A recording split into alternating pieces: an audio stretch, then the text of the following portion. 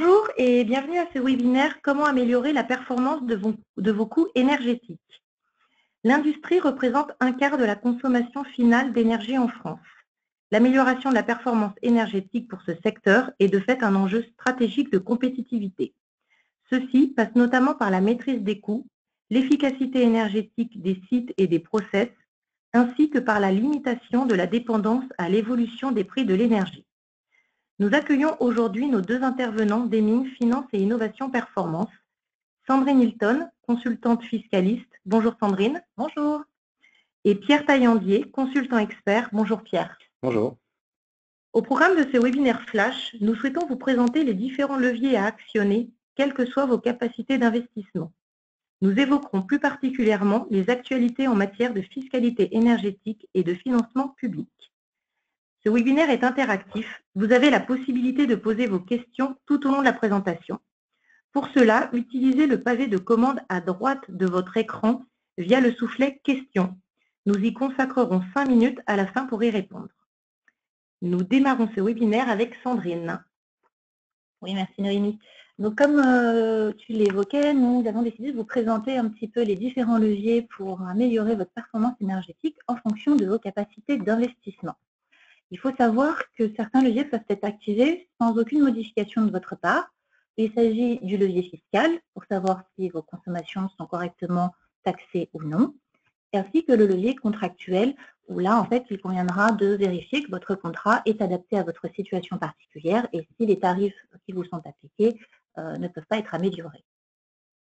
Il y a ensuite d'autres leviers où là, un petit investissement ou un investissement plus important peuvent être mis en place et à ce moment-là, cela va dépendre en fait soit entre des investissements plutôt privés ou alors on peut également faire appel à des aides et subventions de type public. Je vous propose donc de commencer par les leviers fiscal, le levier fiscal et le levier contractuel. Concernant le levier contractuel, nous avons décidé de ne pas le développer compte tenu du temps qui nous a été alloué pour ce webinaire, puisqu'il s'agit quand même d'un élément assez technique qui va dépendre de votre activité, de vos installations, de votre consommation. Nous avons des experts qui peuvent, si vous le souhaitez, vous rappeler à l'issue de ce webinaire pour voir avec vous directement si des optimisations de votre contrat de fourniture de produits énergétiques peuvent être améliorées. Je me consacrerai donc pour ce levier plutôt sur le levier fiscal et je vais vous rappeler un petit peu de manière globale la fiscalité des produits énergétiques dans son ensemble. Donc il faut savoir que cette fiscalité est une fiscalité cachée puisqu'elle est incorporée en fait à vos taxes de produits énergétiques, que ce soit le gaz ou l'électricité par exemple.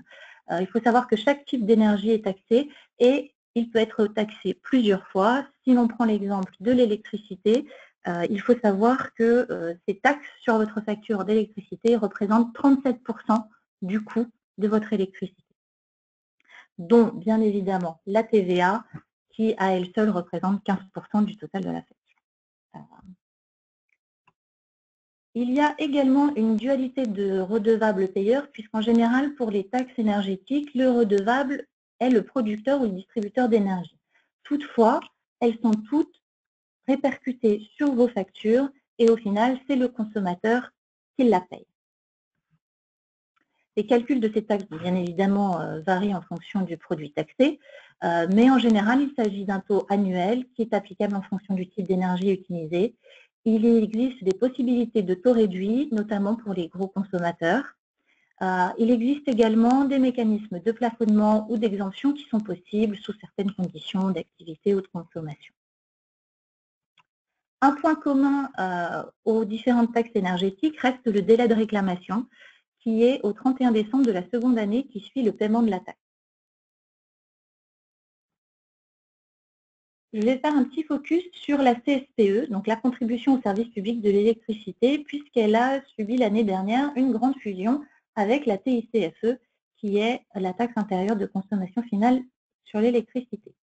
Donc cette CSPE est définie désormais à l'article 266 quinquies du Code des douanes. La fusion a fait en sorte que cette CSPE, qui a déjà fait couler beaucoup d'encre, on va revenir dessus, est désormais maintenue à un taux de 22,5 € par mégawattheure consommé. Elle est désormais recouvrée par l'administration des douanes et affectée au budget de l'État. Il existe des taux réduits et des exonérations possibles. Alors, il faut savoir que cette fusion de ces deux taxes reste indiquée sur vos factures sous l'appellation CSPE, qu'elle est connue auprès des douanes sous l'appellation TICFE encore. Donc, ça rajoute un petit peu à la confusion et que les dispositifs d'amélioration de taux réduits ou d'exonération possible qui étaient possibles sous la CSPE ancienne mouture et la TICFE ancienne mouture, certains restent applicables, d'autres ont été transformés. Quelques chiffres clés concernant cette CSPE. À elle seule, elle correspond à 15% du prix final du kilowattheure d'électricité que vous payez.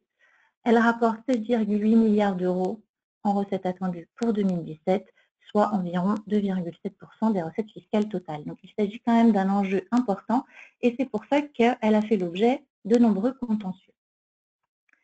Le dernier en date est un arrêt du Conseil d'État du 22 février dernier de la société Messer France, en fait, qui reprend les droits de la société Praxair. Alors, la société Praxair avait déjà sollicité à de nombreuses reprises la juridiction et l'État pour contester cette CSPE, tant au niveau constitutionnel, en disant que la taxe n'était pas constitutionnelle. Or, en 2014, le Conseil constitutionnel, notamment au vu des enjeux, a décidé que celle-ci était absolument conforme à la Constitution. La société Praxair a également développé des motifs communautaires, le premier ayant trait aux aides d'État, considérant que la CSPE pouvait relever des aides d'État. En 2015, le Conseil d'État n'a pas donné suite à ce motif dans un avis dont il avait été saisi par la Cour d'appel. Donc ce motif-là n'a pas abouti. Toutefois, là, dans ce contexte, dans ce même contentieux, elle soulève un autre motif qui est l'imposition supplémentaire aux droits d'assises existants. Là, d'être sollicité sur le sort de cette CSPE par rapport aux droits communautaires, le Conseil d'État a enfin décidé de transmettre 4 questions préjudicielles à la CJUE, à la Cour de justice de l'Union européenne. La première étant de savoir si un État membre peut maintenir une imposition indirecte supplémentaire aux droits d'assises existants. Là, en l'occurrence, il s'agit de considérer que la CSPE, post-fusion, on est bien d'accord, que la CSPE et la TICFE sont deux taxes sur les mêmes consommations. Du coup, la CSPE étant une imposition indirecte et la TICFE un droit d'assises, il y aurait conflit au regard du droit communautaire. C'est possible, le droit communautaire l'accepte, mais à une seule condition, c'est qu'il y ait une finalité spécifique suffisante, et c'est donc l'objet de la seconde question qui a été posée à la CJUE. Et dans l'hypothèse où enfin cette CSPE serait reconnue comme contraire ou incompatible avec le droit communautaire, est-ce que le remboursement doit être total ou partiel en fonction des financements qui sont faits par le biais de cette CSPE? Et également une question beaucoup plus globale sur l'étendue des obligations pour l'État français concernant la taxation de l'électricité. Alors juste, ce contentieux CSPE est un contentieux de masse puisqu'en début 2016, il y avait déjà 53 000 demandes qui étaient déposées auprès de la CRE pour un remboursement de CSPE. Une dernière petite actualité, donc là qui a trait plutôt à la taxe intérieure de consommation sur le gaz naturel et qui, pareil, est un arrêt du Conseil d'État du 18 janvier dernier par lequel il transmet à la Cour de justice de l'Union européenne une question sur la taxation du gaz qui est utilisé pour la production combinée de chaleur et d'électricité. En effet, le droit communautaire prévoit dans l'article 14 de la directive du 27 octobre 2013 l'obligation, en fait, l'exonération du gaz, enfin des produits énergétiques qui sont utilisés pour la production d'électricité. Dans son article 15, cependant, de cette même directive, il existe une exonération facultative pour le gaz qui est utilisé pour la production d'électricité et de chaleur, donc une production combinée, ce qui correspond en fait aux installations de cogénération. Donc la société en question, ça portait sur un dispositif ancien, s'était vu taxer l'ensemble de son gaz naturel et elle demandait le bénéfice de l'exonération. Là, juste pour mémoire, donc on attend la décision de la CJUE. Toutefois, on avait déjà eu une lettre de la commission, la société notamment en question, qui précisait justement que dans le cadre de la production combinée de chaleur et d'électricité, seule devait être exonérée la partie production, la partie de gaz utilisée pour la production d'électricité, et du coup l'utilisation du gaz naturel restait taxable.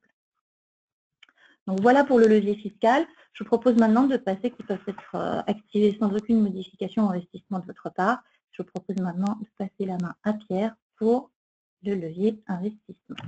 Oui, mais merci. Donc nous allons maintenant nous intéresser aux différents leviers qui peuvent permettre aux projets d'investissement dans l'efficacité énergétique de se concrétiser. Et donc tout ce qui est dispositif notamment d'aide et de subvention.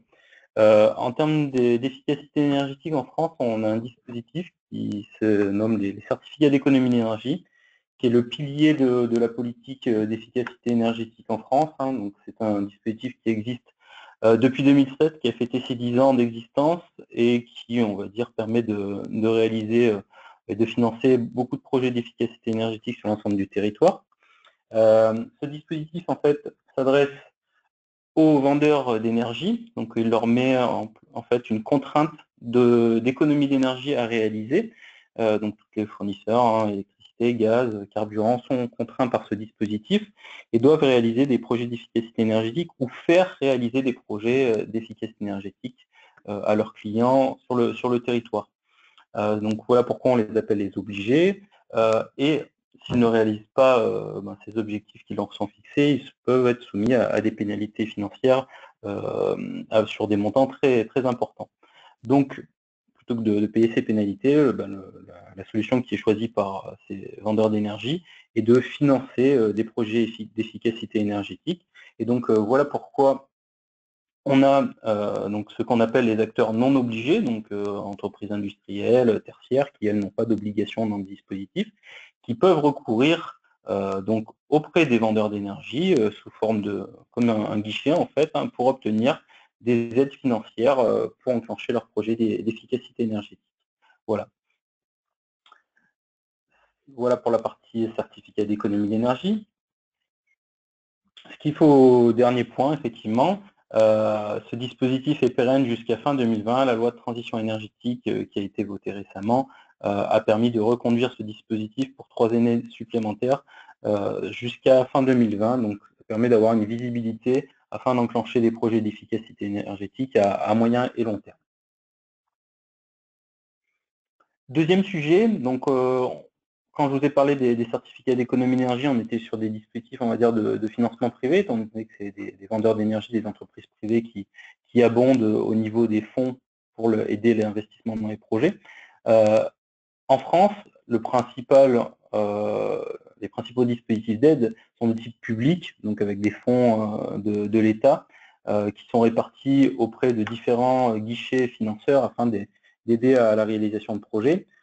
Sur la thématique efficacité énergétique et énergie renouvelable, le principal guichet, c'est l'ADEME, l'Agence de l'environnement et de la maîtrise de l'énergie, qui peut à la fois aider aux études, donc sur des projets, on va dire, d'une certaine ampleur, sont nécessaires des études de faisabilité et qui peuvent être aidés financièrement sous forme de subventions. Ensuite, quand on va passer en réalisation de projet, donc en enclenchement des investissements pour mettre en place l'équipement plus économe en énergie, on va pouvoir avoir potentiellement là aussi des aides financières, mais avec une notion de projet de démonstration, d'exemplarité ou de projets qui vont au-delà de ce qui peut être fait par ailleurs. Et enfin, un focus énergie, fonds chaleur. On peut aussi, au-delà de mettre en place purement et simplement un équipement plus économe en énergie, se dire on va changer d'énergie et passer sur une source d'énergie type renouvelable qui va permettre d'être moins dépendant de l'inflation des ressources fossiles. Et donc pour ces types d'énergie, là aussi on peut avoir des subventions via un dispositif qui est très connu, qui est le fonds chaleur, qui est porté par l'ADEME, et obtenir des subventions donc sur tout ce qui est mise en place de projets de géothermie, de biomasse, de solaire thermique, et aussi sur tout ce qui est récupération de chaleur perdue, chaleur fatale sur les process, notamment en industrie. Voilà. Et enfin, dernière possibilité, sur tout ce qui est réseau de chaleur, donc distribution de chaleur renouvelable en réseau, on peut potentiellement avoir des subventions. Voilà pour la partie subvention publique. Merci Sandrine, merci Pierre. Place désormais aux questions. Nous en avons reçu plusieurs. Une première question, je viens d'acquérir une nouvelle ligne de production. Quelle subvention puis-je obtenir? Pierre, Sandrine? Oui, donc alors ce qui est important dans tout projet, il y a un phasage à bien respecter par rapport au dispositif d'aide et des subventions. C'est que la subvention doit venir aider à l'enclenchement du projet. Donc le projet ici, la ligne de production est déjà acquise, donc ça veut dire que bon, la société qui a réalisé n'avait pas forcément besoin de fonds initialement et l'a enclenché par elle-même. Donc la demande d'une subvention doit être faite vraiment avant d'enclencher toute commande d'équipement et afin de prouver au guichet qui apporte la subvention qu'on a vraiment un besoin d'aide pour enclencher le projet. Donc toujours garder ça à l'esprit, regarder les dispositifs de subvention auxquels on peut prétendre avant d'enclencher un projet. Très bien. Une autre question reçue, les consommations d'eau peuvent-elles bénéficier des leviers que vous venez de décrire? Alors pour la consommation d'eau, oui, c'est un peu le même principe que pour les taxes énergétiques sur le gaz ou sur l'électricité. Il faut savoir que concernant l'eau, ce sont les agences de l'eau qui sont les organismes qui sont chargés du recouvrement des différentes redevances. Alors, je pense notamment à la redevance pour lutte contre la pollution d'origine domestique ou non domestique, mais il y a également la redevance pour modernisation du réseau. Il existe également des leviers pour pouvoir optimiser cette fiscalité, je dirais, de l'eau. Après, en termes d'aide et subventions, il existe aussi des dispositifs de subvention pour travailler sur les sites, hein, sur tout ce qui est économie de consommation d'eau et dispositifs de retraitement des eaux usées afin de préserver la ressource en eau. Et là, effectivement, c'est l'agence de l'eau qui se charge aussi d'apporter ces subventions. Très bien. Alors, nous avons une troisième question. N'hésitez pas à les poser à droite de votre écran. Vous avez un onglet questions. Une troisième question. La taille d'une entreprise est-elle bloquante pour pouvoir bénéficier d'une subvention? Alors, en termes de taille, il n'y a pas forcément de niveau critique. Il faut bien garder ça à l'esprit. Qu'on soit une TPE ou un grand groupe, on n'est pas forcément bloqué par rapport aux subventions. En fait, pour chaque dispositif, il y a des critères d'éligibilité en termes de taille du bénéficiaire, de chiffre d'affaires, de critères à respecter au niveau du projet en lui-même. Et donc ça, c'est vraiment du cas par cas. On a un millefeuille de dispositifs, de plusieurs milliers de dispositifs de subvention à l'échelle du territoire. Il faut vraiment regarder au cas par cas si l'entreprise rentre dans la bonne case et si elle peut bénéficier du dispositif en question. Parfait, plus de questions. Merci Sandrine, merci Pierre. Vos coordonnées apparaissent à l'écran. N'hésitez pas à contacter Sandrine et Pierre si vous souhaitez des informations complémentaires concernant l'amélioration de la performance de vos coûts énergétiques. À noter que cette présentation vous sera transmise dans la journée par mail. Je tiens également à vous préciser que notre prochain webinaire concernera les enjeux de l'archivage dans le cadre de la piste d'audit fiable et il aura lieu le 4 juillet prochain. Merci pour votre attention et très bonne journée à vous. Merci. Merci.